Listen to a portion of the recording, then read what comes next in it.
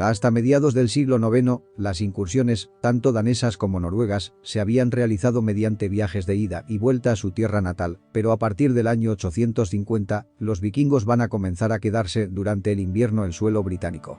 A partir de este momento, se repetirían los ataques a Londres y a Canterbury, para posteriormente dirigirse hacia el sur. En el año 865 llegó a la costa el gran ejército pagano, el cual iba encabezado por Ivar el Desuesado y Halfdan Ragnarsson, hijos del mítico Ragnar Lodbrok. El gran ejército pagano era una fuerza compuesta por numerosos grupos de asalto autónomos que estaban unidos entre sí en alianzas temporales de beneficio mutuo. Esto provocó que el tamaño total del ejército fluctuara rápidamente, a medida que nuevos grupos se unían o se separaban de la fuerza principal en busca de objetivos individuales. La llegada del gran ejército marcó el comienzo de 13 años de guerra casi constante.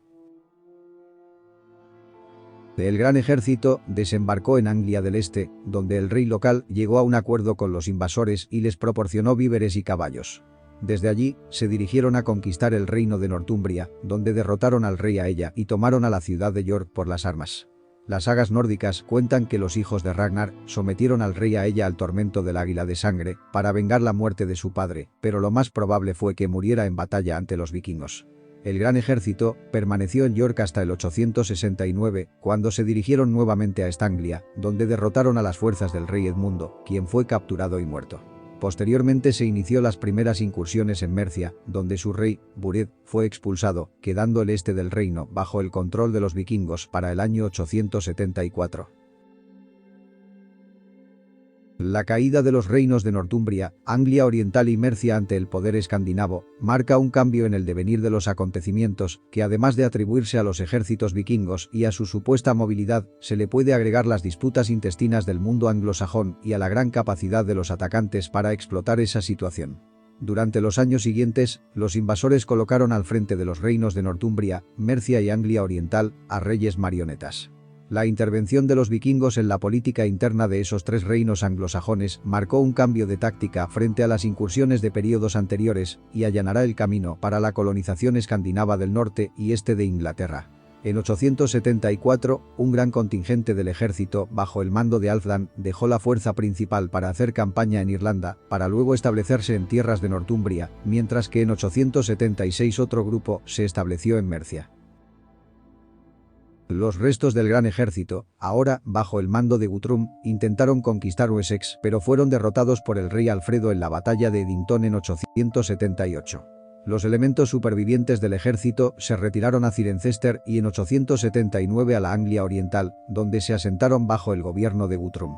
Alfredo retuvo el control de Wessex y durante un corto tiempo parece haber gobernado junto con un rey de Mercia, llamado Ceolwulf, quien había sido instalado como un gobernante títere en el oeste de Mercia por el gran ejército. Este último desaparece del registro histórico después de 879, quedando el oeste de Mercia bajo la influencia de Wessex, siendo gobernada primero por Etelredo y luego por su esposa, la hija de Alfredo, Etelfleda, después de su muerte en 911. Guthrum gobernó relativamente en paz en Anglia Oriental hasta su muerte en 890, con la excepción de ayudar en un ataque vikingo en Wessex en 885, el cual terminó con un acuerdo donde se establecieron los límites entre los reinos de Wessex y el Danelaw. Es aquí donde debemos hacer una salvedad. El concepto de Danelaw no parece haber surgido como una entidad geográfica bien definida hasta el siglo XII. En diversos tratados de derecho de la época, como el Leges Henrici Primi, el reino de Inglaterra se describe como constituido por tres partes: Wessex, Mercia y Danelaw, cada una de las cuales estaba gobernada por sus propias leyes. Los eruditos medievales, posteriormente, agregarían condados individuales a estos territorios para crear una definición geográfica mejor del Danelaw. Es así como, en el siglo XII, un término que se usó inicialmente para describir distinciones entre culturas y las prácticas legales en diferentes partes de Inglaterra habían llegado a usarse para describir una unidad territorial, y es esta definición de la Danelaw la que generalmente prevalece hoy en día.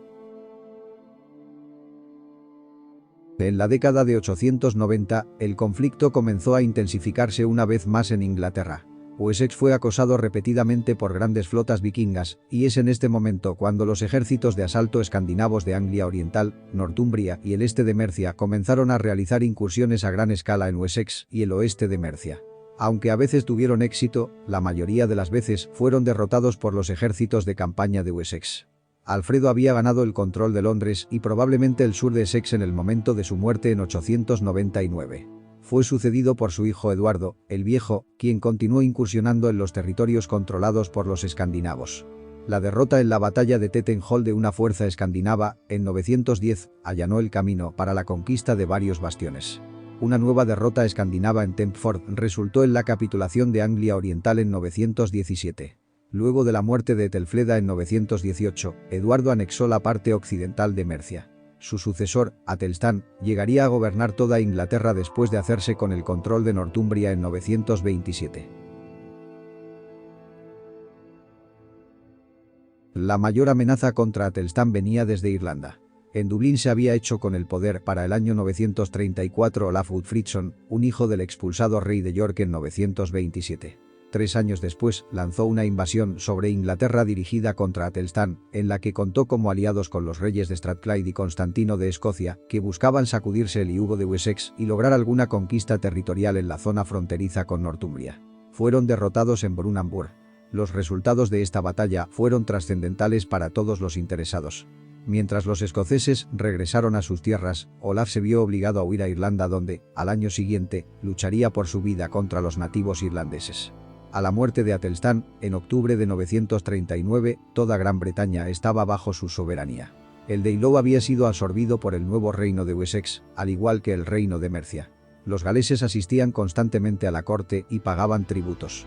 Los escoceses habían aceptado la supremacía de Atelstan. Solo los nórdicos, cuyas fuerzas habían sido mermadas temporalmente en la batalla de Brunanburh, iban a seguir siendo una amenaza para quien sería el sucesor de Atelstan, Edmundo.